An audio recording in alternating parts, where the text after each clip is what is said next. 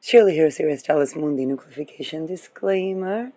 Happy Independence Day, a bomb and Norwegian.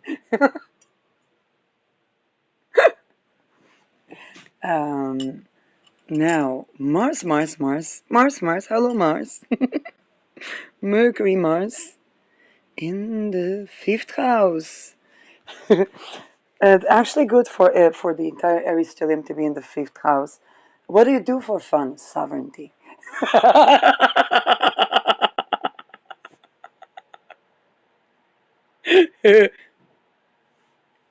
Now, what do I want to talk about? When the disclaimer removes. Yeah, midheaven Ketu, ascendant ruled by Jupiter in the 8th house. Well, I was thinking about my Urania in the 8th.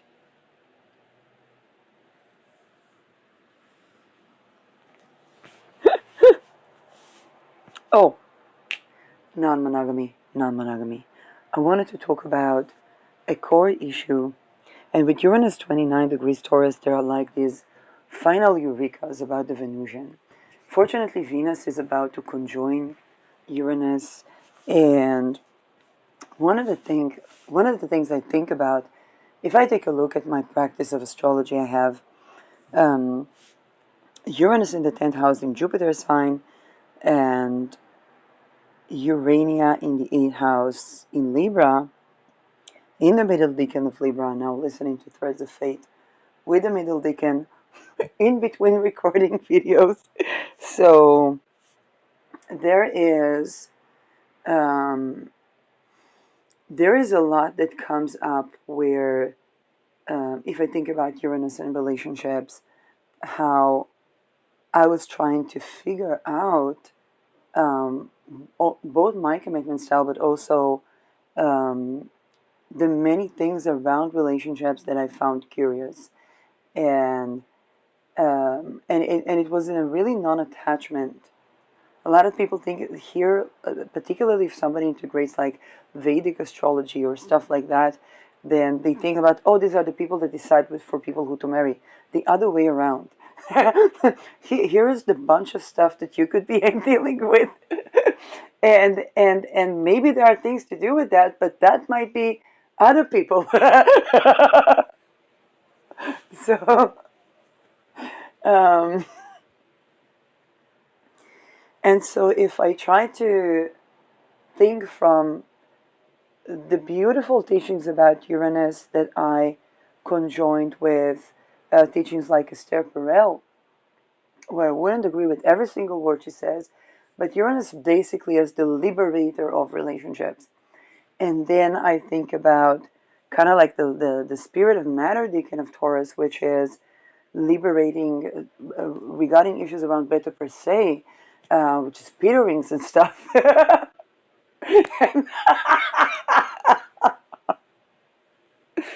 I have definitely, um, some people are born into greatness. Some avoid greatness, and some, even though avoid greatness, greatness thrown upon them.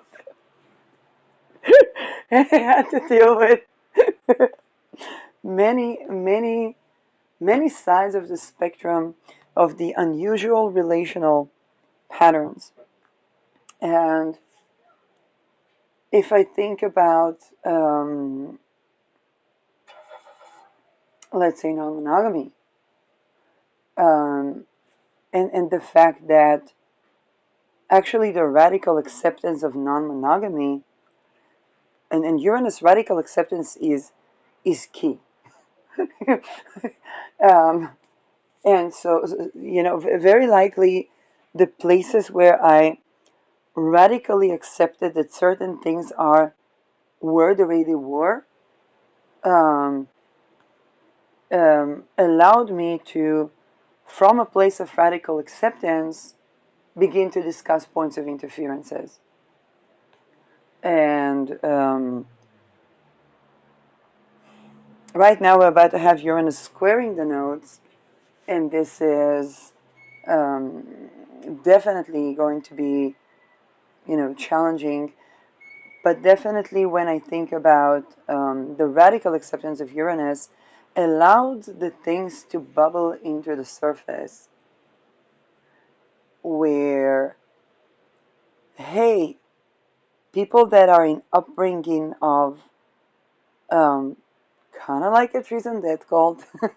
I know that's very everything that I would say would be simplistic and redundant, but also profoundly accurate at the same time. Um, and this is where those things interfere with either monogamous and non-monogamous pattern.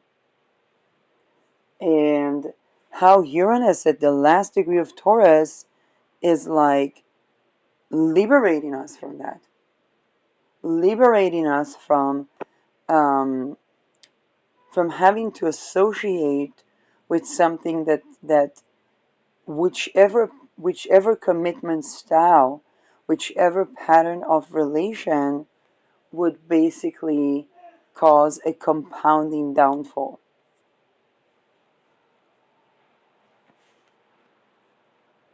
And then Uranus is going to meet Sedna in Gemini. So with Venus meets Sedna first, and then Uranus arrives. So the non-attachment that Uranus brings to something that is so profoundly fixed. The Taurian archetype about relations is more like the comfort zone, staying in a comfort zone. And Uranus was not allowing that. But what Uranus was not allowing either was to do the same things that would bring the results that are undesired. Um, Uranus requires us to be liberated from a certain obstacle, and this is where Uranus squares the nodes. Because if I take it from Ketu in Magha Rahu approaching Dere Malgadi, it's kind of like guillotine o'clock. It's kind of like, yeah, okay, all the folks. My mother told me Donald Trump is dealing with a possible sentence of 90 years in prison. And um, and this is the juxtapositions of, oh, why is there no revolution, um, and the natural evolution of Ketu on the royalty planets and Rao on the Deneb Algeri planets is like very literally losing the mandate of the heaven. However, Uranus Sedna here remind us that both the victims and the perpetrators were the children that nobody came to save. Like, because somehow people, in spite of everything, managed to get out, do we have the Epstein list out? And I can say, as one of the people that were, since age zero, at the proximity of the targeting of those things. And it is only for radical acceptance that I'm here, and for my ability to authentically see that something is a grand missing. That both, how should I say that? My reluctance was climbing me up a certain ladder without my intending to, and that reluctance was not playing a game or playing a power game even, but actually embodying the radical acceptance of me and relations to an unprecedented level of honesty. And that facilitated refusal to litigate a person where I can identify that my disembodiment trauma was connecting with their disembodiment trauma.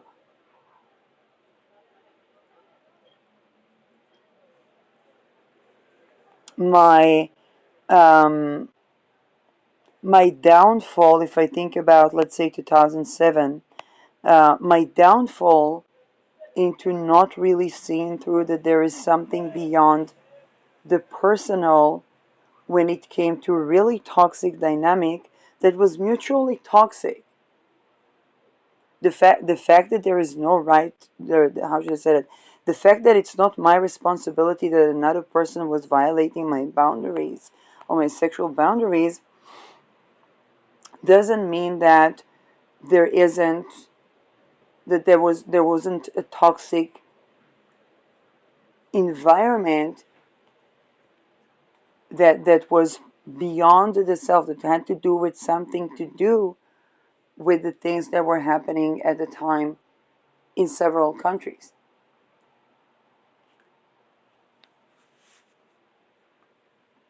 Now, and the insistence to not just accept the, oh, they have choice when we're talking about basically trafficked children, um, that would have no housing outside of the circles that they were born into.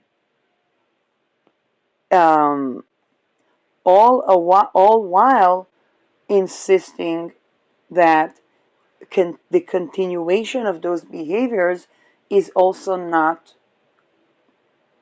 something that sustains. So Uranus sadness squaring the nodes or applying to square the nodes is very much that juncture where we were put in position of having to radically accept many things. It's kind of like in order to change the rapey pattern, one has to radically accept the pattern as it is, and then the points of interference emerge.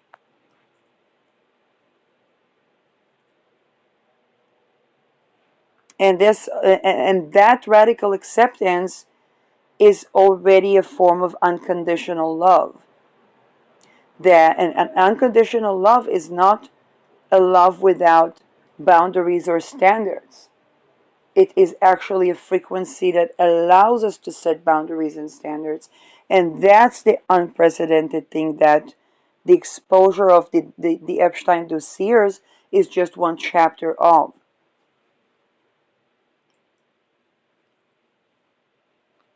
Um,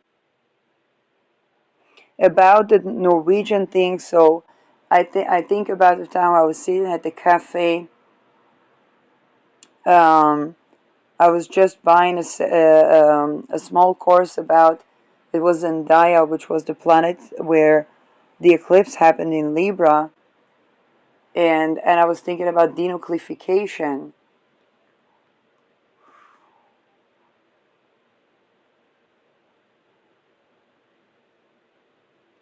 And my gnosis was that denucleafication is abolition of ritual abuse. It wasn't my gnosis then. Then I had no idea what's happening. I just then I was just looking at, let's say, the fact that Israel has Saturn, Pluto, and Mars in my sixth house, and I'm like, that explains my working disabilities in Israel. But then the fact that rape is not work and grooming is not diplomatic relations. And I think it is unprecedented for the world to radically accept that.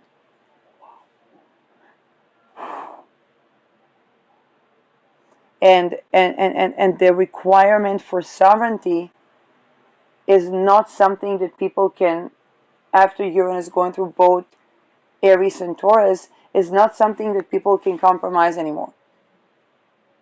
When Uranus goes through something, it liberates the fuck out of the stagnation within it.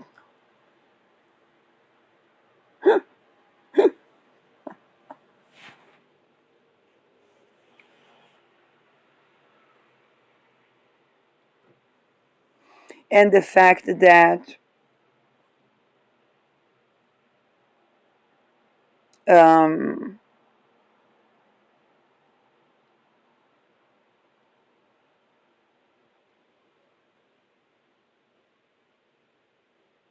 how should I say that?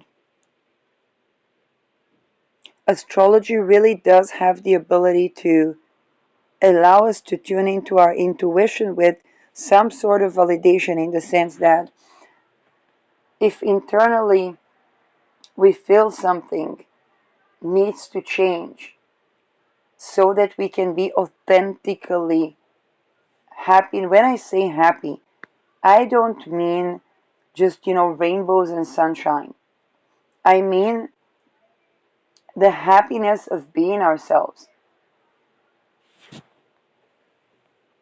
It's feeling our feelings and having happiness as a major part of our feelings as well.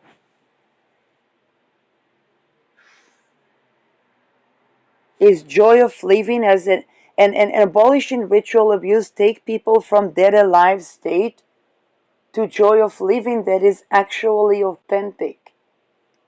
In my life, I have Saturn in the ninth house, and Saturn in the ninth house can be dogmatic, but I have had to liberate myself from a lot of limitations where I thought something was not possible,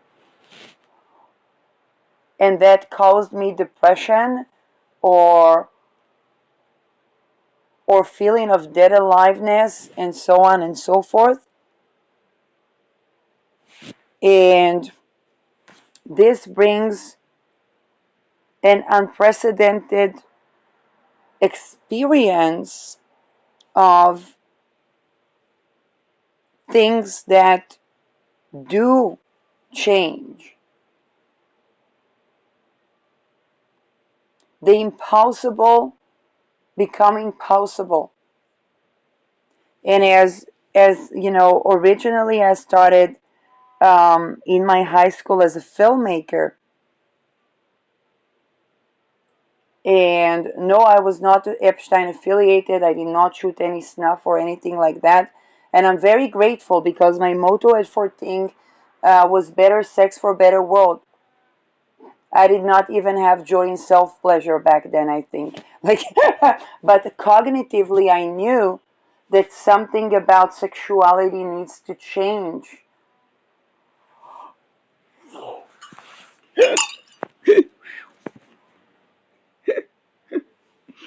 And it's not towards the Epstein ring.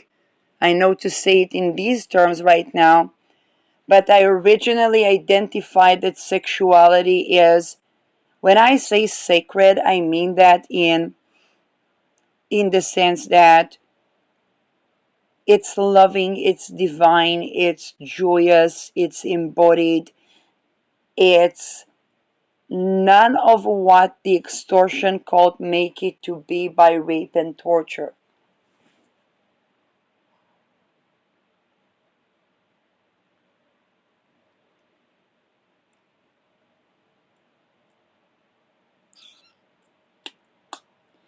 And it was also my insistence that the way out of this petering is not, oh, transcending sexuality and becoming a monk. That can easily cross the threshold to sexual offenses, because the goal of transcending sexuality negates the root.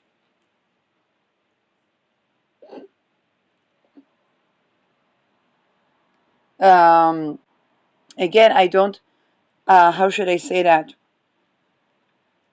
Abstaining from sexuality at certain periods can definitely be a kind of reorienting phase.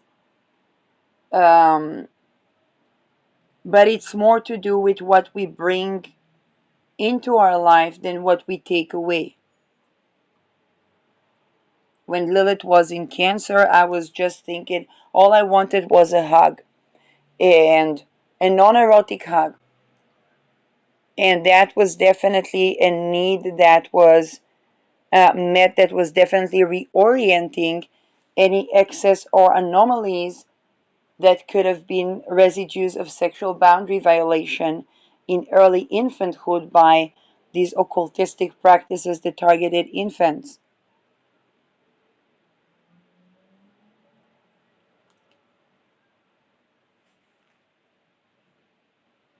Um,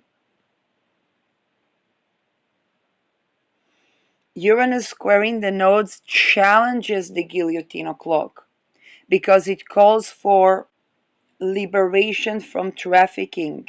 Sedna deals with exactly the extortion cults. It's trafficking for oil, trafficking for occultistic power. Uranus comes to liberate us from trafficking for occultistic power.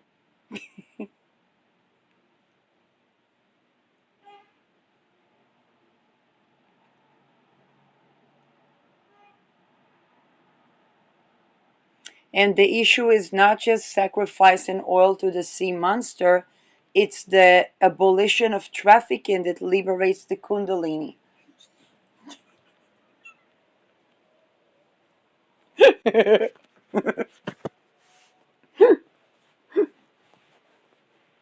Now, that authentic essence of desire that both takes into account the times that I'm like completely non-erotic child and nobody touches me and nobody and the fact that no, it's not that there isn't a sexuality there. Not within the infantile phase, but within the adult phase.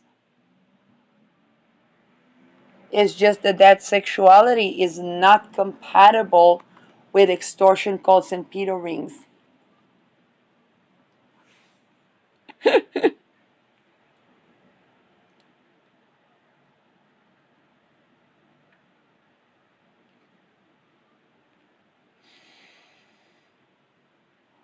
And it took downright bravery and courage to say each and every one of these words because they negate the courtesan cartisan. Actually, Uranus going through my sun, where most of the things that, for example, I could have been qualified by the humiliation that I went through, not intentionally so. I was just thinking about being embodied and I was tortured. So the attempts to re-access or to access something that never has been there is is also funny and hilarious at times.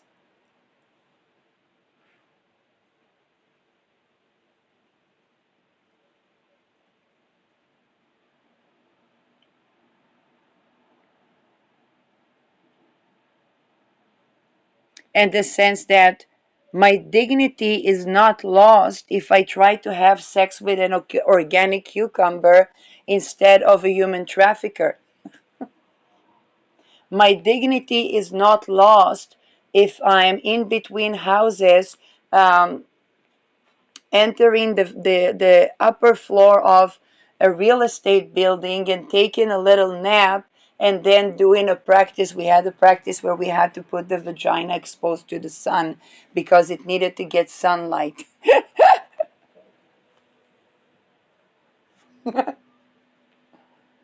I'm not joking.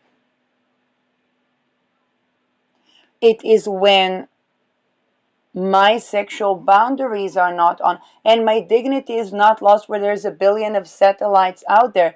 It's when people take the natural ability to see and violate the people.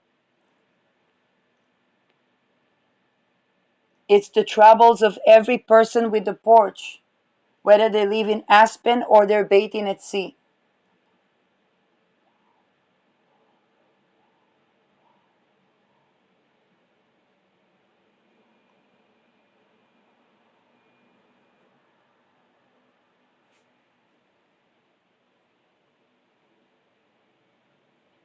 My dignity is lost when I'm tortured and forced to touch my butt and then to touch the cream, and I cannot even interfere.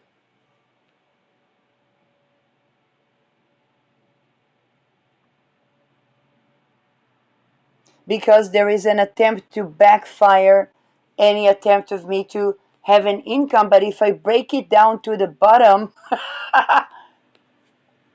I love making essential oils and body butters, and that's lovely. There may be something more to who I am and what I do than to dedicate myself to a business that might be good for, let's say, when somebody is a teenager, but I would need to see the bigger vision that I wasn't seeing back then, when the stress was to try to run a business or improve upon my life while tending to curating basically my infant self. That extortion was probably supposed to enable me to be a part of the who's and who's or whatnot.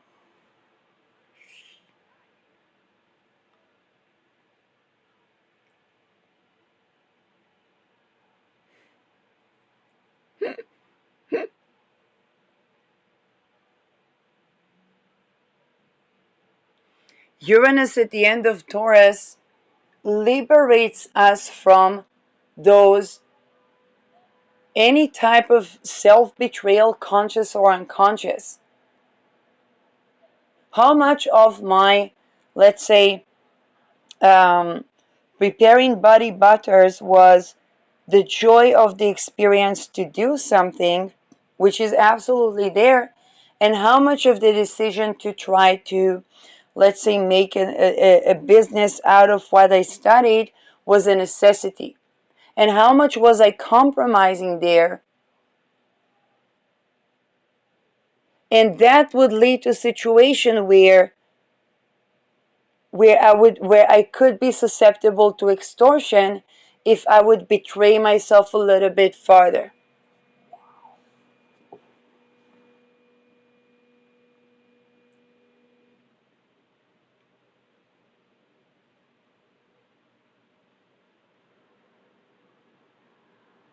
And yet, what prevented me from finding that which I'm supposed to be or supposed to do?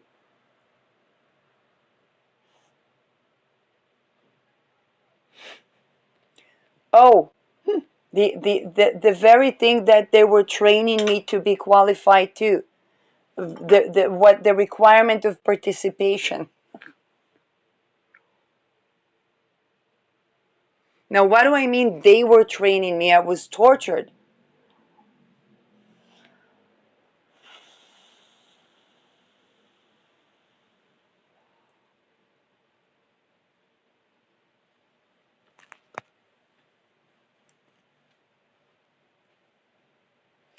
But this type of settings, which I'm sure bother a lot of businesses, prevent, if I think about it right now, the one of the biggest things that prevent a business from upscaling is the type of crimes against humanity they have to do. For me, I was going through the humiliation and degradation ritual that I didn't summon.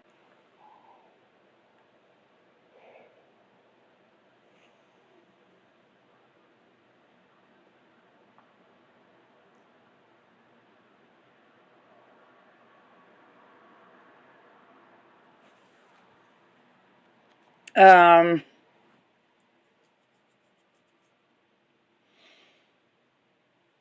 Now,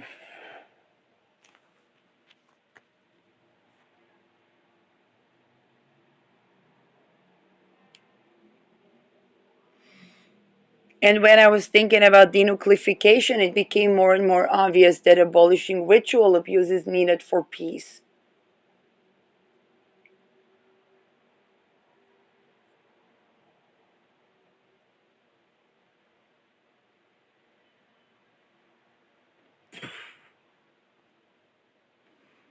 Now, for a lot of businesses, it can be something as simple as they were, or even something astral that begins as consensual turns into something that is not consensual And there is even ability for people to use psychedelics and then astrally connect with people that don't take psychedelics.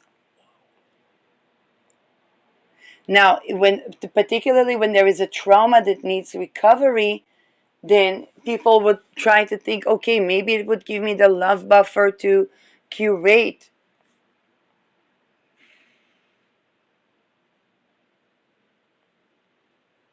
Many people probably have had weird experiences of certain things, and those that disagreed to be extorted had to leave the business.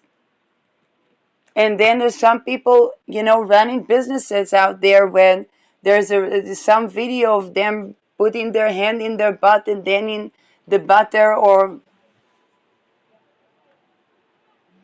and then they have to give information, and they have to target even clients, and so their business model erodes to be in the hands of extorters because they can't talk about it. It's so shameful.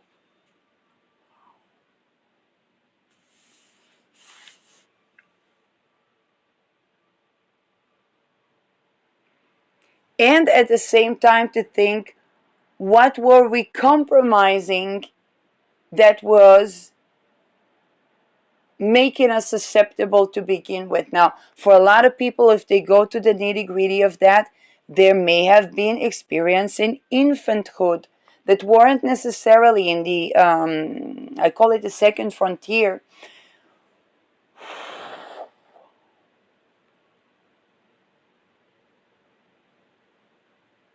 And they weren't necessarily, um, it's kind of like, it's not like the parents are doing something to the child, but the child was targeted from the occult practice in their country, in their environment, in their neighborhood, maybe targeting their bloodline, maybe not, I don't know. But those things may be at the heart of a lot of things that compound. And some people that went through the physical abuse, um, now even in the astral, people feel that in the physical. and and that was a venue so that when the child speaks, they would be taken to somebody that understands in that, a clergy or a healer or a shaman or a guru or whatnot, and from there they would be trafficked, and it would be the who's and who's.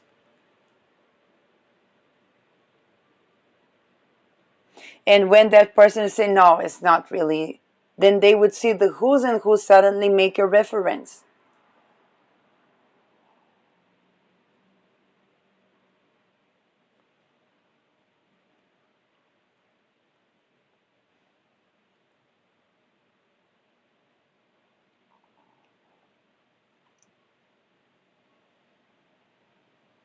Uranus said, now here is the thing, when the who's and who's would go to therapy, they would usually meet something like Scientology.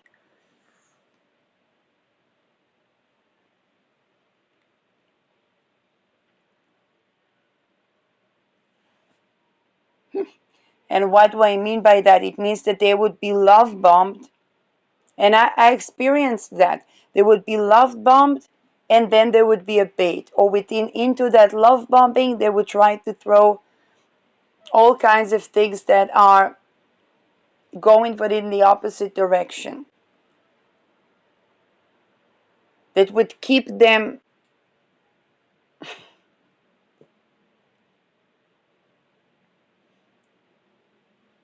um, no matter how much money they have.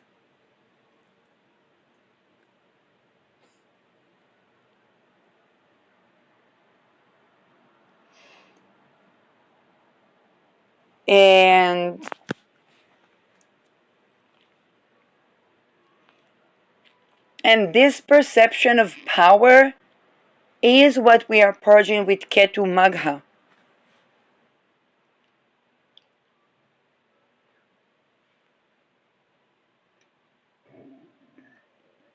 Now we have some time before Rahu Pluto, but I definitely need to make a video about the Rahu Pluto eclipses.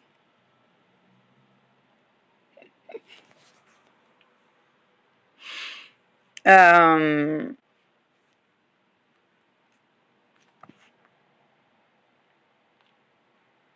and I think that this video speaks to every single person, whether it's the narcissistic husband that you didn't know was growing or going through such rituals, and even if he would try to go to therapy, he would be re-victimized. Doesn't mean that you don't need to set your boundaries. Doesn't mean that you don't need to save, I don't know, if you have children together or whatnot. But knowing that is standing in your power in a way that alleviates the sense of annihilation that the person within those societies could have been experiencing.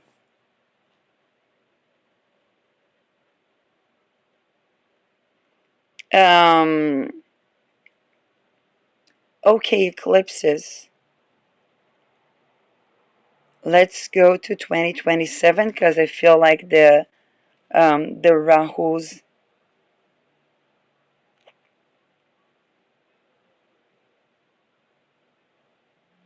Faber 7, we have Faber 6, 2027, we have the eclipses in Aquarius.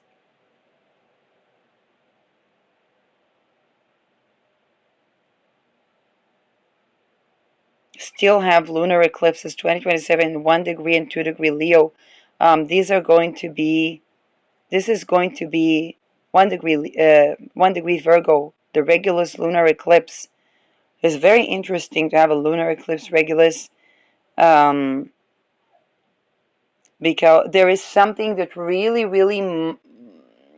accentuate on leaders are people, people are leaders in this entire combination, whether it's Ketu, Magha, Rahu towards Aquarius that tends to the farthest from the sun or the farthest from the monarch, whether it's the lunar eclipse on Regulus that accentuates lunar eclipses, by the way, I believe do accentuate populist leaders, because these are the leaders of the people. And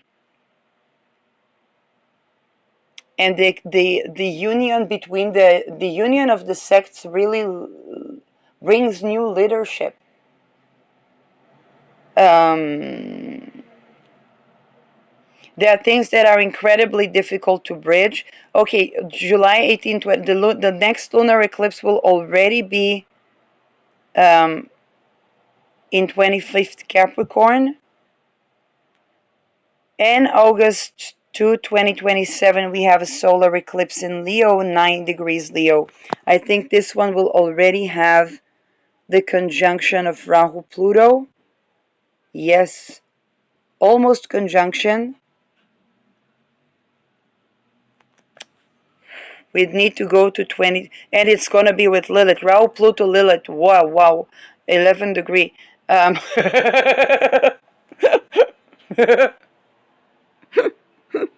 It's kind of like, hey, Disney was a ritual abuse project of children that devoided their identity to be used for both movies and other stuff. And I understand why Disney froze himself. and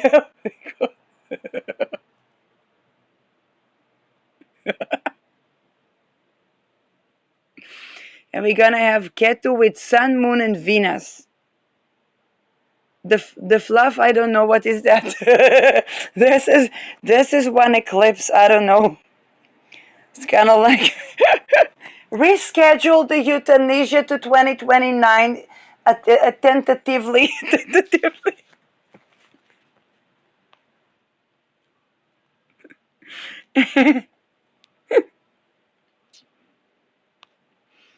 um,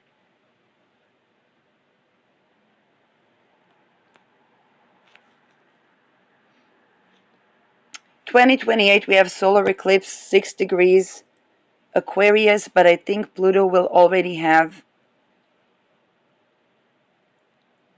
passed this point. Let's see. What's that stellium? Ouch! Yeah, Rahu Pluto will already have passed. So we have Rahu Pluto, with Rahu being 11 degrees and Pluto being 5 degrees.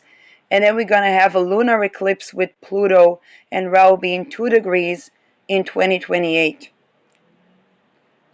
Um, a, a new view at the harmony of power relations, because Rahu is degree 2, which is relations.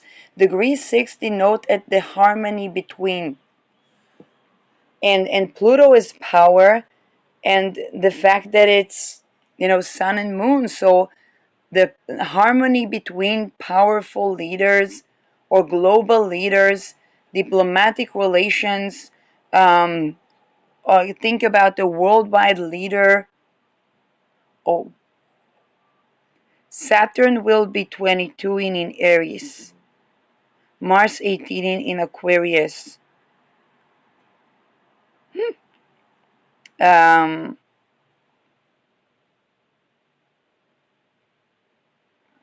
wow.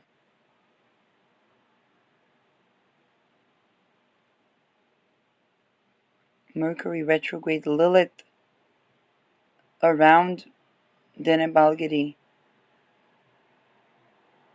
Vulcan, I cannot stress that enough. Those Epstein-like dossiers, it's not that they need to be gone from the media. It's that they need to be gone for anything to exist.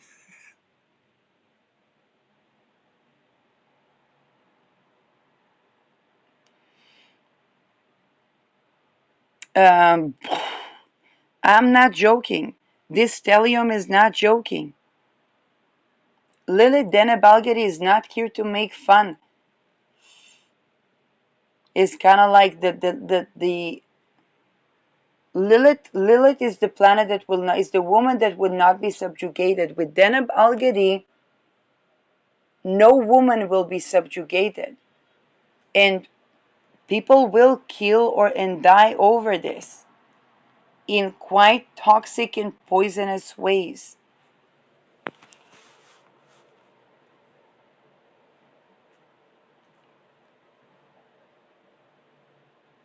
Um, yeah. And Jupiter.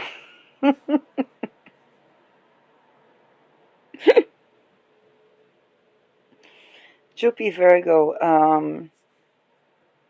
Jupiter Alcade. You know, people that have doomsday cults. This is a doomsday cult porn.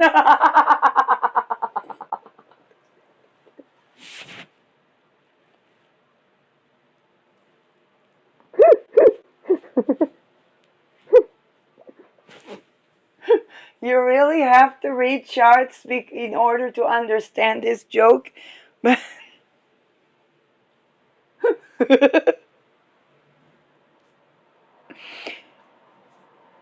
Yeah, Uranus will be approaching Aldebaran, but what is this? Chiron 0 degree Taurus, Venus in. At least Venus is exalted.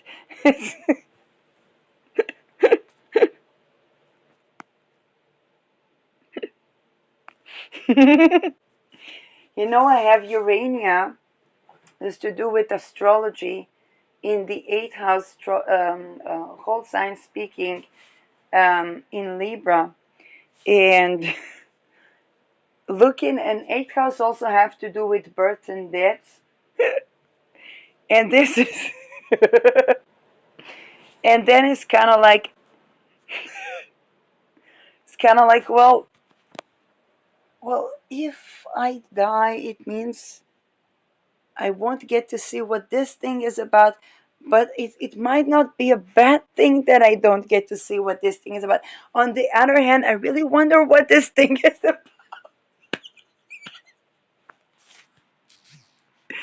What is this?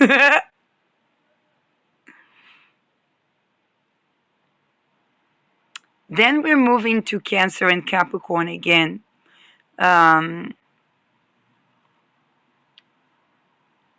Which means we were going to have Ketu in Cancer and Rahu in Capricorn.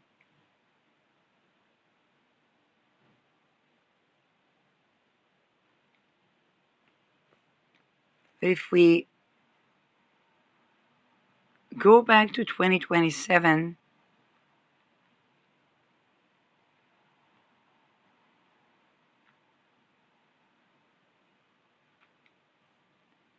let's take a look at the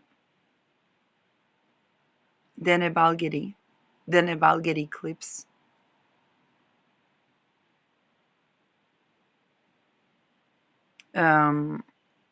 Again, Lilith plays a major role, and this is Mercury Regulus, Sun Venus, Jupiter is already in Virgo, lunar eclipse.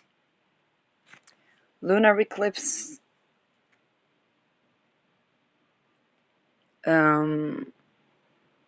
Hail fell Lilith, and I found that I'm quite predictive about these things. It's kind of like even the people that were in the complete opposite opinion to mine were landing in here when I was speaking about these things. And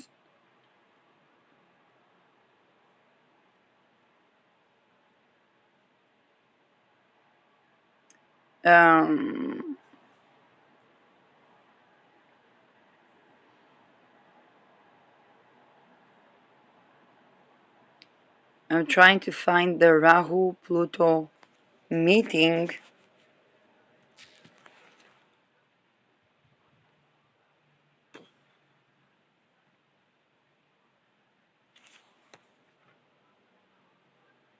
The Rahu Pluto meeting 5 degree, November 28, 2027.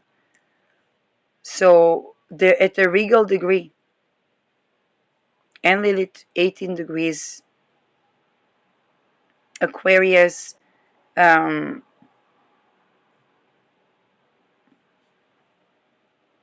this one is not an eclipse. And Sun and Moon are going to be, it's going to be a new moon, sextiling Rahu Pluto, all at royal degrees.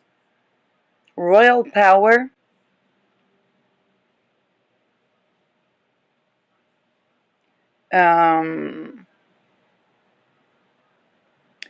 Here is the thing.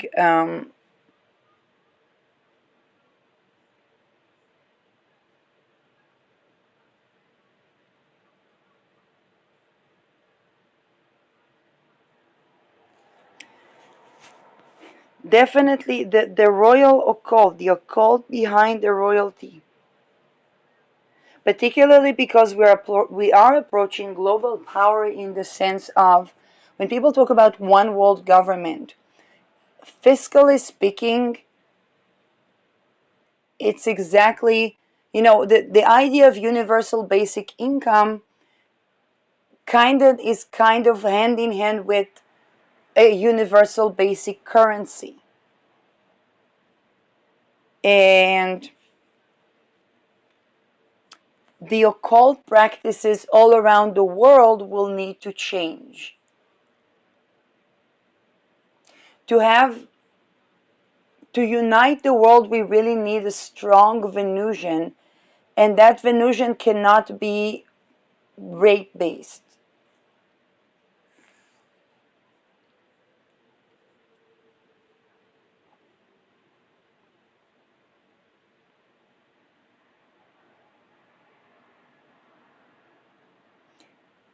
Think about the time where Charles Montesquieu was conceptualizing democracy. And think about the fact that even now, when I was studying politics, then one of the teachings had to do with the premise that bureaucracy delays war. And we see that with the activation of Article 5, that indeed the bureaucracy in Europe, while incredibly frustrating, does delay activation of Article 5. I don't know how are we in the NATO news today. NATO news.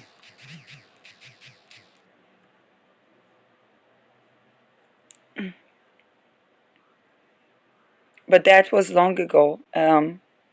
NATO news. They were showing me this picture before I saw. Because I see Mark doing like this, and I'm like, what is this? And then I'm like, come on, see that already.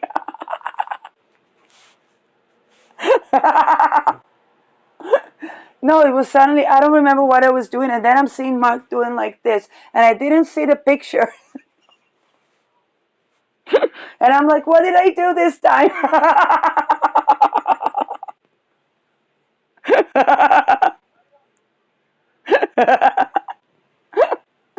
Or what did Trump do this time? um,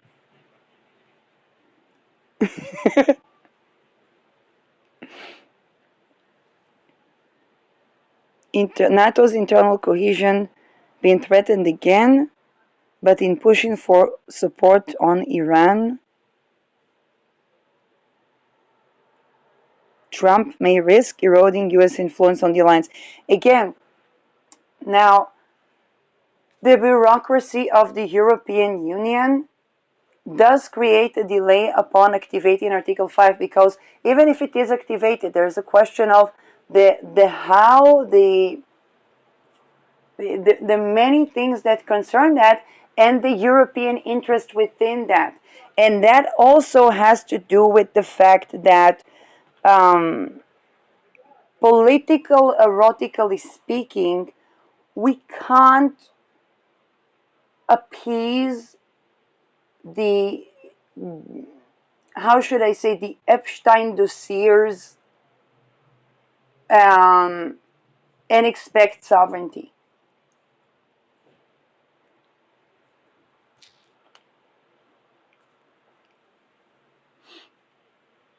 So, and so sometimes, and this is exactly when I think about Saturn Neptune, where sometimes, oh no. Yes, it's not a person that I knew personally. It's um, somebody that the family knew personally. Um, yeah. Um, so, no, it's in commemorating, but it's not supposed to be public. So, um, but the how should I say that? The fact that things don't go the usual Epstein-like way, and that that kind of like the falling off of these type of dynamics actually yields more sovereignty. And when I think about the teachings that in Saturn is bureaucracy, and so Saturn in Aries does delay war, doesn't mean that it can't create an exhausting war, or milchemet atashau, as we say in Hebrew, but it is exactly those things that fall apart, so that actually something that stands the test of time can come together.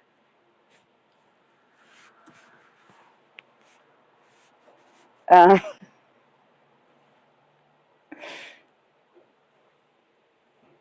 and Israel's response to, let's say, Macron, and it's kind of like first it happened with Italy, and then it happens with France, and Israel is still responding in a, oh, we need to withdraw from Europe.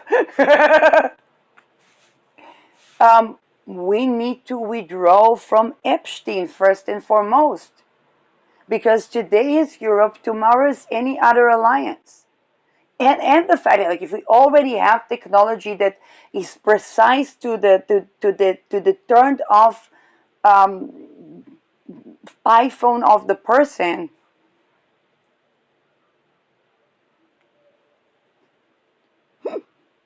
not going to Saturn calls to think even about the people that hold traditional phones.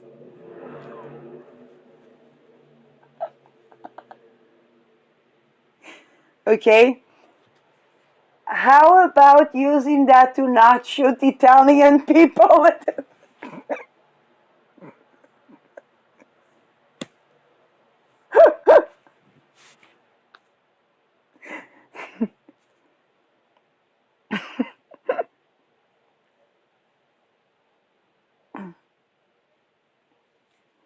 um, but that type of diplomacy can only happen after the ego death of the Epstein dossiers, and is necessary for sovereignty. Um,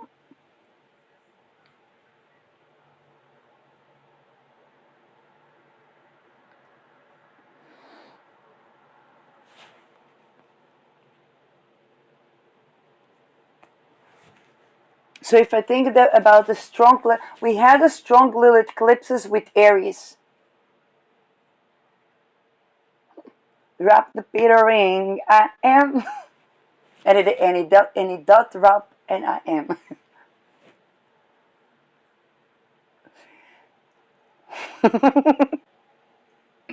And then we're gonna have another one in Aquarius, 2027, 2028.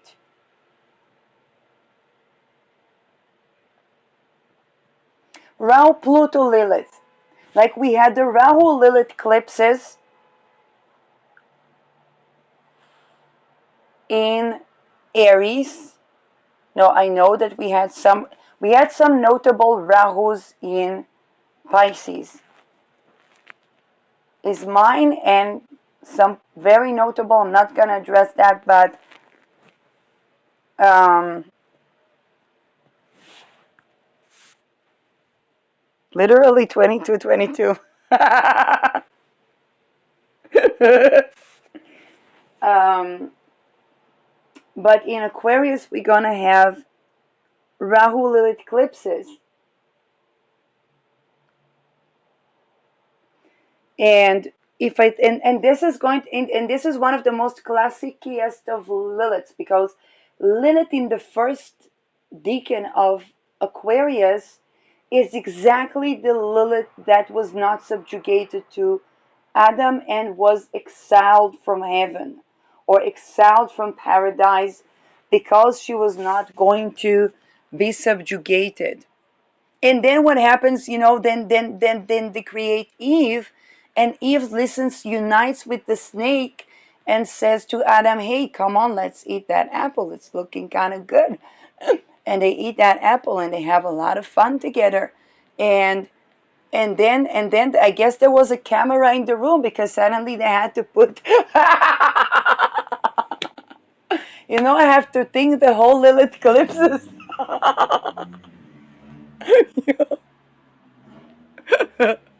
And they found themselves that they are in an Epstein. Now they were two adults, but still God had a problem with that. With the children, there's no problem. But Lilith is the woman that would say, well, it's not, raping children is not, and what's underneath those desires is trauma. I may have just delineated the Lilith eclipses in Aquarius. Um, and I know that those things are frustrating and exhausting. Of course, they are frustrating and exhausting. When a person is used to one pattern that was serving the very cults that were set to exterminate them and take not just their career and